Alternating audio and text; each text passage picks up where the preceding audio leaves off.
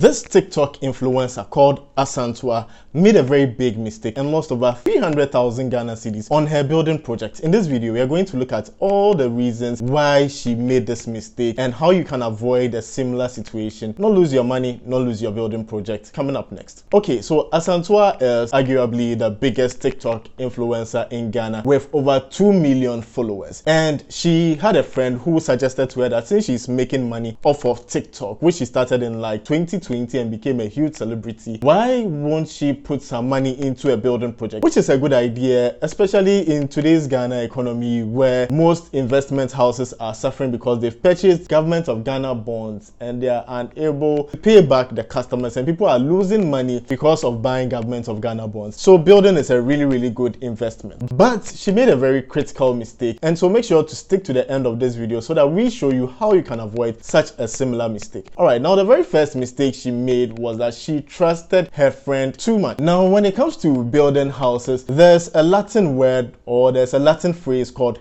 caveat emptor, which means buyer beware, right? What that basically means is that the due diligence or the person who has to put in a lot of effort is the person buying the land, not the person selling it. Even if you go to court, caveat emptor is there. You need to make sure that you do your due diligence when buying, when building. And so she trusted her friend too much and just gave up everything to her friend without doing the necessary checks, the necessary once in a while supervision, once in a while driving to the land to go and see how the project is going. Okay, so I want to tell you a bit about supervising your project and why it is so important to the building project.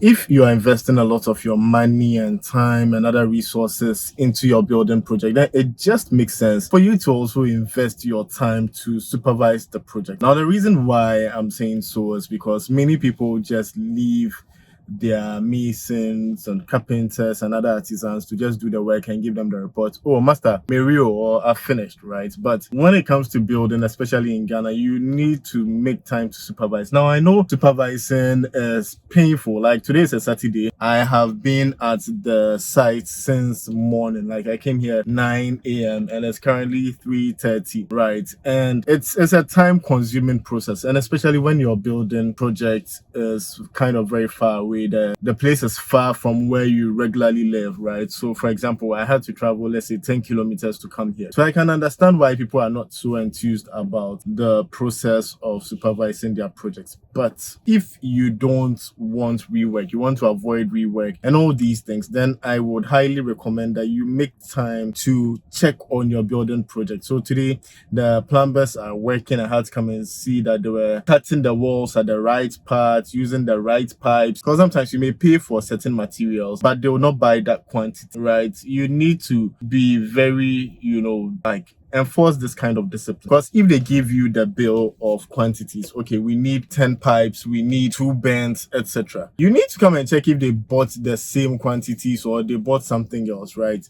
If they say they are buying, oh, I'm buying 100 bags of cement, you need to come and check. So for supervision, it's not just about the rework, but also because you're putting in a lot of your money, you need to make sure that whatever they say they are buying is what they are buying. And if you're not in the country and you want us to help you to supervise your building project, we don't mind. We would love to do that for you at a fee, provided your building project is in and around, the greater Accra region of Ghana. Thanks, Bipre. Her friend will come and give her a report that, oh, you're doing a good job, you're doing a fantastic job, like this building project is going to be massive. No pictures, no videos, nothing. I can't believe it. And she gave over 300,000 Ghana cedis to her friend, and she was told that they will complete the building project in 1 year. Well, ladies and gentlemen, close to the 1 year period when she was supposed to have the building completed, she said she felt like, let me go and look at my beautiful building project, which is going to be ready, and start, thinking about how I'll do my interior decoration and all those things. She went to the building site and she was met with the shock of her life. There was literally no building. There was just some small structure there. But the way the friend had been describing the thing was, oh, we've done this,